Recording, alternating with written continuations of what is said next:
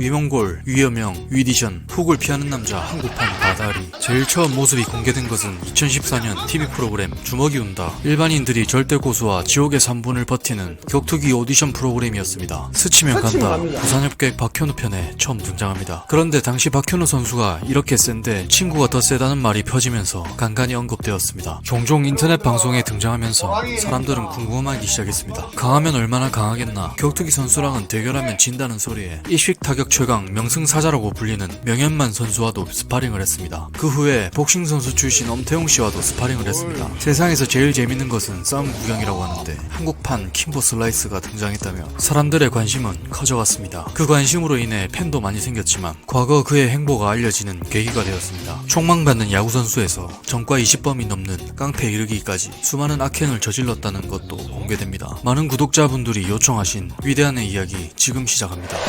그와 마주치면 술이 깬다고 해서 위디션, 위여명이라는 별명도 있지만 제일 많이 알려진 별명은 위몽골입니다. 쉽게 말해 몽골인과 비슷하게 생겨서 지어진 별명이죠. 여담으로 잠깐 이야기하자면 한국인은 북방계 몽골인과 남방계 몽골인이 존재한다고 합니다. 그중 북방계 몽골인의 특징이 골격이 크고 이마가 좁고 거친 성격을 가지고 있다고 합니다. 이런 사진들을 볼 때 확실히 많이 닮긴 한 것 같습니다.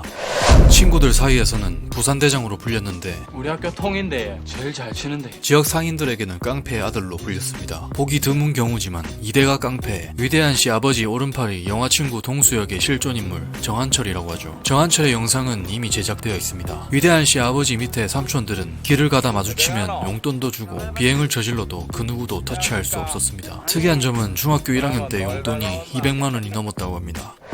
학창시절 이름 자체도 특이하고 초등학교 때부터 소문이 많이 나 있었기 때문에 동급생들에게는 두려움의 대상이었습니다. 처음 중학생이 되었을 땐 돌아다니면서 복학생들만 찾아다니며 겨뤄봅니다. 복학생들만 겨뤄보면 동급생은 쉽게 정리되기 때문이죠. 그 이유는 다른 학교 강자들을 찾아다니며 결투를 했습니다. 실제 만나본 사람들은 알겠지만 사람한테 느낄 수 없는 특유의 기세는 분명히 있었습니다. 실제 모습은 생각보다 얼굴이 작고 비율이 나쁘지 않았는데 목소리가 엄청 크고 그런 기세에 일반인들이 뒷걸음칠 수밖에 없다는 말이 이해가 갔습니다. 전문가들은 칼든 상대를 봤을 때 그 자리를 피하는 게 제일 좋다고 합니다. 칼든 상대와 싸우는 사람 서산 안상민 씨의 영상을 올린 적이 있습니다. 안상민도 칼든 상대와 맨손으로 싸운다고 하는데 위대한 씨도 칼든 상대와 대결을 두려워하지 않는다고 하죠. 특이한 점은 특별한 기술이 있어서 피하고 싸우는 게 아니라 맞은 채로 싸운다고 합니다. 일반인이 칼든 상대를 보면 교통사고가 나기 직전처럼 온몸이 굳어버린다고 하는데 위대한은 상대를 보고 내가 갈까 네가 올래 오히려 차분해진다고 하죠. 성인이 돼서 한 가지 일하는 상대가 칼 두 자루를 챙겨와 오늘 니 죽고 내 죽자 둘 다 여기서 죽는 거다 하며 한 자루씩 건네줬지만 위대한은 나는 이런 거 안 쓴다 니 쓰고 싶으면 쓰던가 하고 칼을 내려놓자 칼을 가지고 온 상대방도 칼을 내려놓게 되고 그 이후에는 강펀치를 맞고 상대는 기절해버렸습니다. 그렇게 강펀치가 나오는 이유는 이호성이 영상에서도 이야기했듯이 야구선수가 힘을 모아서 쏟는 방법도 알고 빠른 공을 치다 보니 사람의 주먹은 다 보인다고 합니다.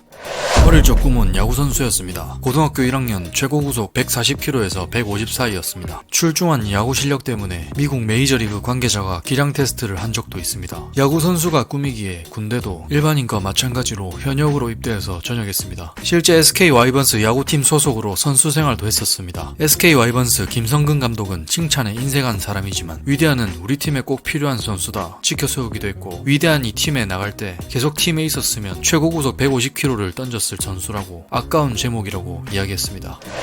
회사도 그렇고 조직도 마찬가지로 카멜레온처럼 색깔 변화를 잘 주는 사람이 있는 반면에 어떤 집단에 있어도 같은 색을 유지하는 사람은 더욱 눈에 띄게 되어 있죠. 그래서 오더가 떨어집니다. 누가 한번 해볼래? 최근에는 자신을 따르는 오른팔과 왼팔에게 공격을 당하며 자연스럽게 조직에 나오게 되었는데 특히 첫 번째 공격에서는 상대가 들이미는 칼날을 손에 잡고 역관광을 냈습니다. CCTV를 본 판사는 칼 안 든 사람이 더 많이 때리네요. 이거는 정당방위가 아닙니다 라고 판시했습니다. 두 번째 공격은 허벅지를 공격당하며 완전히 조직을 떠나게 됩니다. 장사형 체형으로 힘과 키 좋은 하드웨어로 공을 던지지 않고 주먹을 던져 동네 불량배들과 어울리며 온갖 비행을 저질렀습니다. 강도와 절도 여러가지 죄를 지었습니다. 그중 가장 입에 담기 힘든 범죄는 퍽치기 전과였습니다. 그에 반해 김수영 판사는 미성년자이기도 하고 어떤 분야에 재능이 있는 사람은 갱생의 가능성이 높아 선동열과 같은 사람이 되기에 충분하다고 선처했습니다. 하지만 또다시 범죄를 저질러 소년 감호시설에 보내졌습니다. 군대, 소년원, 교도소 모두 다녀봤지만 소년원이 제일 힘들었다고 하죠. 사실 이런 점들을 보면 우리나라 처벌이 솜방망이 처벌이라는 비난도 많이 받습니다. 피해자는 평생 트라우마를 지닌 채 살아가는 데 반해 죄를 지은 사람은 죄를 지었다고 훈장처럼 여기고 다니는 사람도 있으니 말이죠. 앞으로 위대한 씨는 방송으로 돈을 벌면 기부도 하고 착한 일에 공헌하겠다고 했는데 그 점은 앞으로 지켜봐야 될 일인 것 같습니다. 다음 편 영상은 8대 100의 사나이 양원석의 영상이 올라옵니다. 구독과 좋아요 부탁드립니다.